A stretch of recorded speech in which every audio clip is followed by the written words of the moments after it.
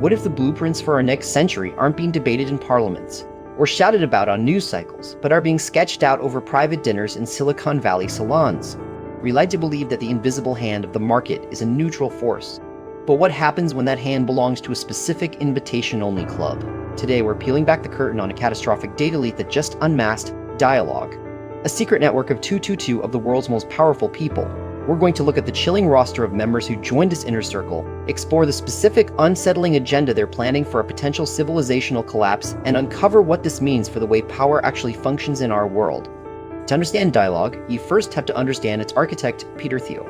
Thiel isn't just a billionaire investor, he's a philosopher of the permanent revolution. He doesn't just want to build companies. He wants to shape the reality in which those companies operate. In 2006, alongside Orrin Hoffman, he founded Dialog. On the surface, it's presented as an intellectual sandbox, a place for radical honesty. But the leak suggests it's something much more structural. A Swiss hacktivist recently pulled back the veil. Due to a shockingly poorly secured website, a classic irony for a group that prizes secrecy, internal records were dumped online. This wasn't a random grab of spam, it was a roadmap.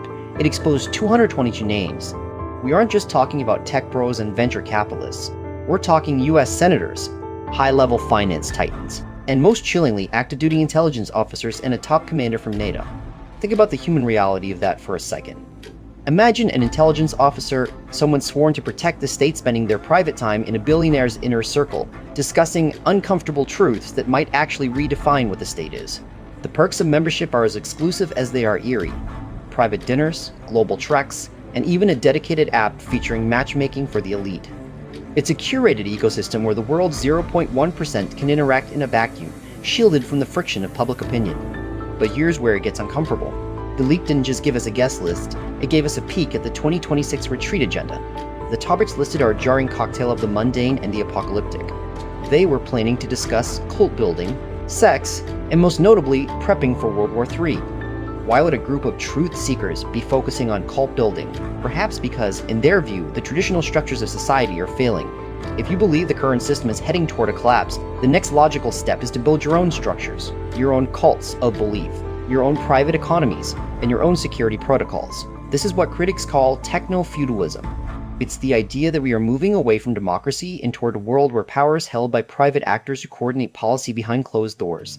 When a NATO commander and a tech mogul sit in the same room to discuss how to survive a global conflict, they aren't just networking. They are stress testing the blueprints for who wins when the world breaks.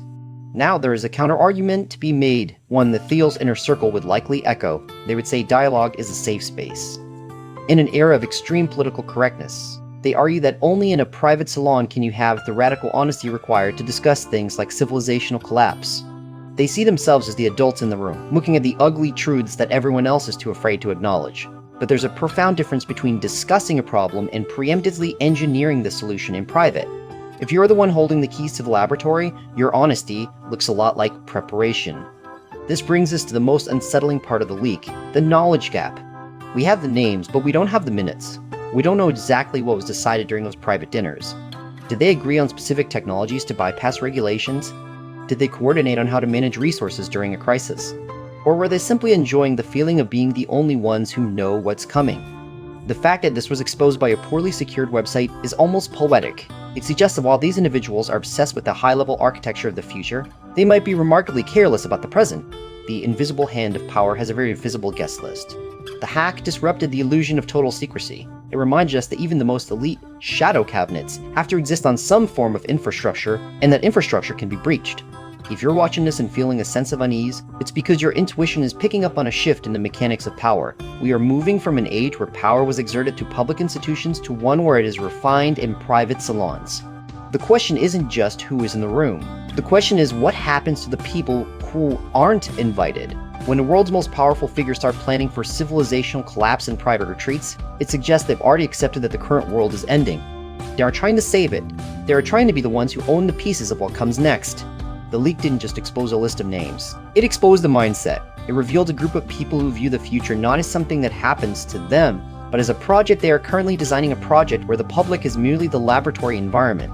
The most dangerous conversations are the ones that never make it to the news cycle, because by the time they do, the blueprints have already been printed.